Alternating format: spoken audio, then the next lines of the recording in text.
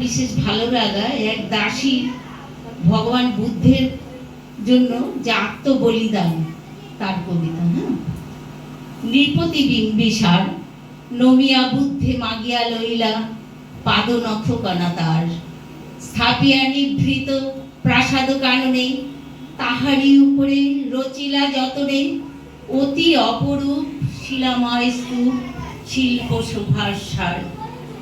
সন্ধ্যাবেলায় সূচিবাস পরি রাজবধূ রাজবালা আসিতেন ফুল সাজায় ডালায় স্তূপ পদমূলে সোনার থালায় আপনার হাতে দিতেন সাজায় কনক প্রদীপ মালা।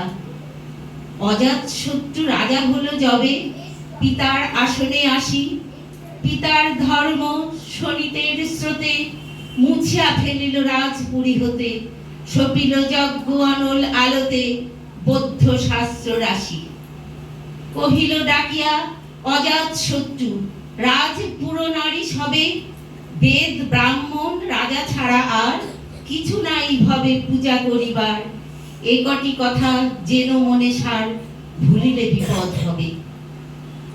সেদিন শারদ দিবা অবসান শ্রীমতী নামে সে দাসী পুণ্য শীতল শরীরে নাহিয়া পুষ্প প্রদীপ থালায় বাহিয়া রাজমহিষীর চরণে চাহিয়া নীরবে দাঁড়ালো আসি। শিহরি সভয়ে সব মহিষী কহিলা এ কথা নাহি কি মনে অজাত শত্রু করেছে রটনা স্তূপে যে করিবে অর্ঘ্য রচনা শুলের উপরে মরিবে সেজনা অথবা নির্বাসনে। সেথা হতে ফিরে গেল চলি ধীরে অমিতার ঘরে সম্মুখে রাখিয়া স্বর্ণ মুকুর বাঁধিতেছিল সে দীর্ঘ চিকুর আঁকিতেছিল সে যত্নে সিঁদুর সীমন্ত সীমা পরে।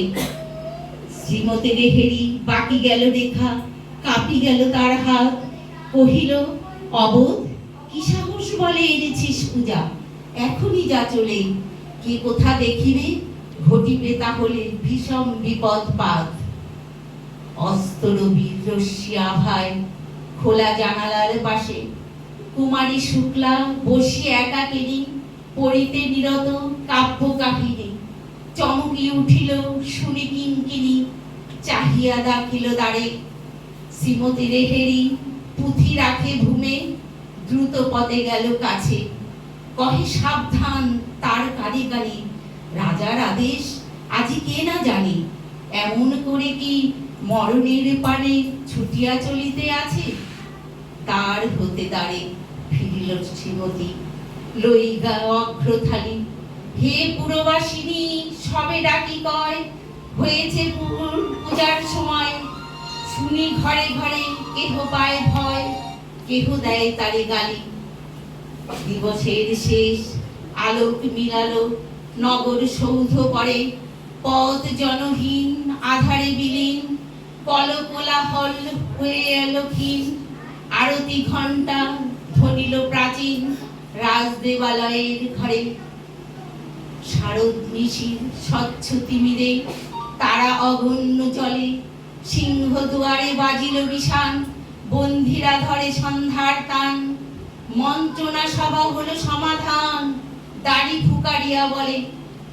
এমন সময় হেরিল চমকি প্রাসাদে প্রহরী যত রাজার বিজন কানন মাঝারে স্তূপ পদমূলে গহন আধারে জ্বলিতেছে কেন যেন সারে সারে প্রদীপ মালার মতো। মুক্ত কৃপাণে পুররক্ষক তখনই ছুটিয়া আসি শুধালো কে তুই ওরে দুর্মতি মরিবার তরে করিস আরতি। মধুর কণ্ঠে শুনিল শ্রীমতী আমি তা বুদ্ধের দাসী। সেদিন শুভ্র পাষাণ ফলকে পড়িল রক্ত লেখা সেদিন শারদ স্বচ্ছ নিশীতে প্রাসাদ কাননে নীরবে নিভৃতে স্তূপ পদমূলে নিবিল চকিতে শেষ আরতির শিখা। নমস্কার।